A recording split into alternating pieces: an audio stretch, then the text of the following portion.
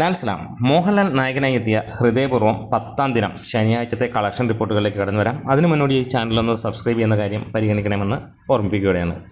ഇതിനോടകം ശനി വെള്ളി ദിനങ്ങളിൽ മികച്ച രീതിയിലുള്ള ഒരു കളക്ഷൻ സിനിമയ്ക്ക് നേടാൻ കഴിഞ്ഞു. പ്രത്യേകിച്ച് തിരുവോണവും അവിട്ടം ദിനങ്ങളിൽ നല്ല ഒരു തിരക്ക് കാണാൻ കഴിഞ്ഞു.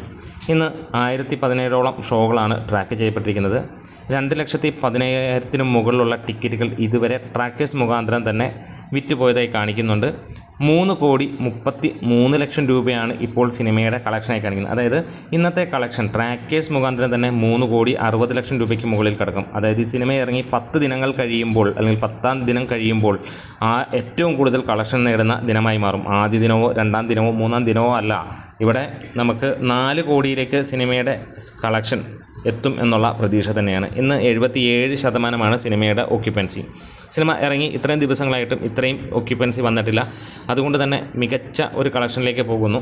10,000 മുകളിലുള്ള ഷോകളാണ് സിനിമയ്ക്ക് ഇതുവരെ കഴിഞ്ഞിരിക്കുന്നത്. അതായത് 10,500ഓളം 15 ലക്ഷം ടിക്കറ്റുകൾ വിറ്റുപോയി. ഇതിനോടകം കേരള ബോക്സ് ഓഫീസിൽ നിന്ന് സിനിമ 25 കോടി കടക്കുകയും വേൾഡ് വൈഡ് ബോക്സ് ഓഫീസിൽ നിന്ന് സിനിമ 60 കോടിയിലേക്ക് എത്തുകയും ചെയ്യുകയാണ്.